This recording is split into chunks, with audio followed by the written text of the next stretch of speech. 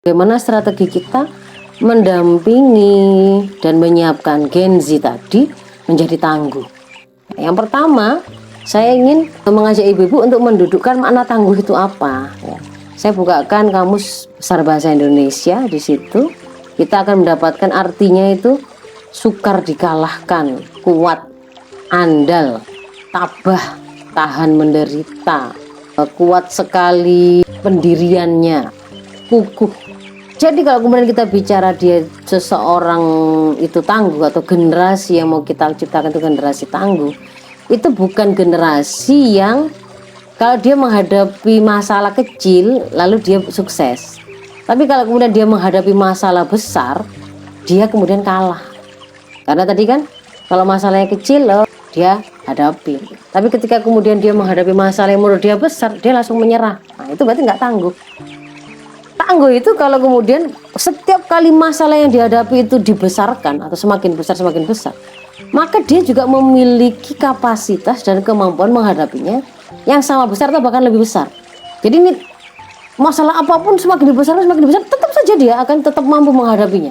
Karena dia juga semakin memiliki kapasitas yang semakin besar, semakin kokoh, semakin kuat, semakin ulet, semakin tahan. Jadi di situ ada unsur kekuatan dan juga ada unsur ketahanan, gitu ya. Tidak mudah menyerah. Dan kalau dia menghadapi sesuatu yang besar pun dia kuat, tahan. Dari sisi waktu, durasi dia juga akan bertahan. Nah, ini mengharuskan dia berarti kan dia harus memiliki sumber kekuatan yang kayak gini nih dari mana? Sumber kekuatan yang nggak ada lemahnya kan gitu, nggak terbatas. Nah kalau kita hanya mengandalkan kekuatan atau sumber daya yang dimiliki oleh manusia, misalkan ada anak, dia merasa mampu sekolah, dia bisa sekolah, itu karena dibiayai orang tuanya, gitu. Maka ketika kemudian yang menjadi sandaran dia tadi orang tuanya tidak ada, dia akan putus asa, dia akan menyerah, nggak bisa sekolah lagi saya. Kalau sandarannya adalah itu tadi.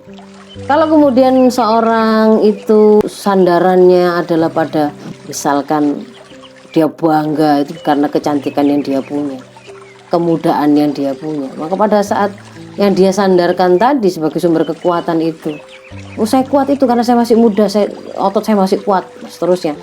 Maka ketika kemudian dia ndak muda lagi, otot tidak sekuat itu, dia seolah-olah dia tidak punya kekuatan apapun yang lain untuk menghadapinya. Nah, maka ini haruslah kita perkenalkan anak-anak kita itu, kita koneksikan dia dengan satu sumber kekuatan yang tidak terbatas kemampuan atau kekuatannya. Dia itu adalah Allah. Jadi wajib kita mengkoneksikan generasi itu dengan sumber dari segala kekuatan yang ada di dunia ini. Kalau hari ini kita mengenal kekuatan itu bisa berupa fisik, ada kekuatan fisik atau materi. Pasukan itu pede menghadapi musuhnya karena dia merasa logistiknya lebih kuat, persenjataannya, bomnya, tanknya, tembaknya, jumlah pasukannya lebih besar. Materi atau fisik seperti itu namanya contoh kuwatul madiyah, kekuatan materi atau fisik. Itu menjadi motivasi mereka bergerak maju. Ada jenis yang kedua, meskipun dia tidak terlalu memiliki kekuatan, bahkan mungkin dia termasuk orang yang lemah atau mungkin orang yang cacat, begitu kan ya, orang yang miskin, tetapi kemudian ada nilai-nilai maknawiyah tertentu yang tidak dia realisir. Misalkan saya harus membanggakan orang tua, saya harus mengangkat harkat orang tua, misalnya begitu, saya harus membela kebenaran, saya harus dicatat oleh bangsa atau masyarakatnya sebagai pahlawan. Nah, itu kemudian ada yang karena itu membuat mereka itu juga bergerak melakukan, ada yang terjun ke peperangan, ada yang kemudian tetap berusaha tidak menyerah meskipun dia tidak punya uang untuk tetap sekolah, ada yang kemudian dan seterusnya membela temannya yang dianiaya karena ini adalah bagian dari pembelaan kepada sesama manusia. Nah, itu nilai-nilai maknawi juga bisa membuat orang itu memiliki satu kekuatan dan menjadi motivasi tersendiri untuk dia melakukannya. Tapi ada satu kekuatan yang jauh lebih besar dari itu semua. Itu adalah yang namanya quwwatur ruhiyah, kekuatan spiritual. Apa itu? Itu adalah sebuah kekuatan yang berasal dari kesadaran hubungan seorang hamba dengan Tuhannya, idrok sillah billah, kesadaran akan hubungan dia, hamba tadi, manusia tadi, dengan Allah. Bahwa dia itu, manusia ini itu diciptakan oleh Allah. Berarti Allah adalah sang pencipta Al-Khaliq, dia adalah makhluk. Al-Khaliq ini adalah sumber dari segala apapun yang ada di dunia ini. Kekuatan apapun yang ada di dunia ini. Orang bisa menggerakkan otot-otot itu yang menciptakan Allah. Kenapa kok bisa otot itu bergerak? Karena ada misalkan ada energi yang dihasilkan oleh oksigen dan gula. Gula, oksigen itu Allah yang menciptakan. Bagaimana manusia itu bisa menyedot oksigen dengan hidung, dengan paru-paru, dengan itu juga Allah yang menciptakan. Bagaimana kemudian manusia bisa menciptakan tank, bisa menciptakan bom dan seterusnya. Semua bahan baku untuk menciptakan semua peralatan itu juga Allah yang menciptakan. Dan seterusnya begitu. Mau apapun ternyata kekuatan materi, kekuatan fisik, kekuatan apapun itu, kehormatan, kebanggaan, itu semuanya itu sebenarnya di bawah genggaman Allah. Maka kalau kemudian seseorang sudah terkoneksi dengan zat yang menjadi sumber dari segala kekuatan ini, maka dia akan bisa terkoneksi dengan kekuatan tanpa batas. Orang tuanya tidak lihat bahwa dia itu tidak mengawasi dia melakukan maksiat, melakukan zina atau tidak. Kalau atas kesadaran dia menyadari hubungan dia dengan Allah, saya adalah hambanya Allah, dihidupkan untuk terikat dan mengabdi kepada Allah dengan menjalani semua episode hidup saya sesuai dengan aturan Allah, maka dia akan tetap mencegah dirinya dari melakukan kemaksiatan sekalipun tidak ada satu orang pun yang melihat. Ketika kemudian misalkan dia itu kehilangan seperti yang ada di Palestina begitu ya, rumah itu hancur begitu kan ya. Ketika kemudian dia terkoneksi dengan Allah bahwa Allah adalah Al-Muhyi Al-Mumit, yang menghidupkan dan mematikan Allah.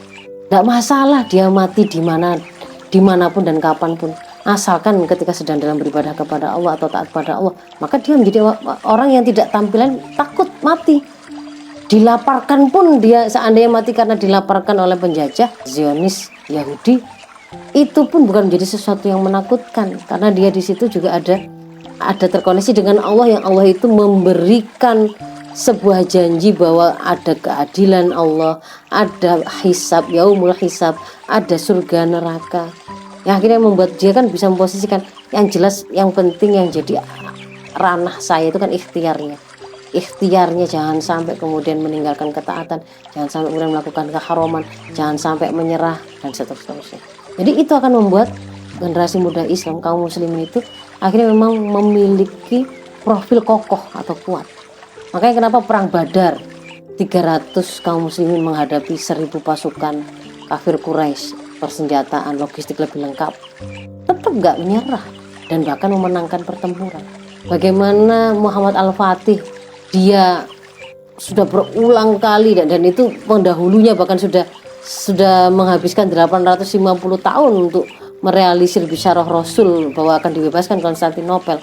Itu nggak berhasil, tapi ketika kemudian beliau mencoba dan ternyata tidak bisa nembus benteng itu, kecuali dia harus ngambil sisi yang harus menyeberangkan kapal laut menaiki bukit Galata, dia lakukan itu dan dia bisa menyebarkan puluhan kapal laut menaiki bukit Galata dalam semalam. Apa yang membuat dia menggerakkan seperti itu? Berpikir dia harus bukit Galata yang berupa hutan-hutan itu dia harus tebang pohonnya, dia harus minyaki dengan lemak-lemak hewan untuk digelindingkan kapal di atas. Punya kreativitas seperti itu dari mana? Ya karena berasal dari idraksillah billah. Dia menyadari bahwa Allah memerintahkan mereka untuk membebaskan Konstantinopel, dan dikatakan yang berhasil melakukan itu adalah pasukan terbaik, dan pemimpin pasukan itu pemimpin yang terbaik. Jadi di sini akan membuat mereka memiliki sumber kekuatan.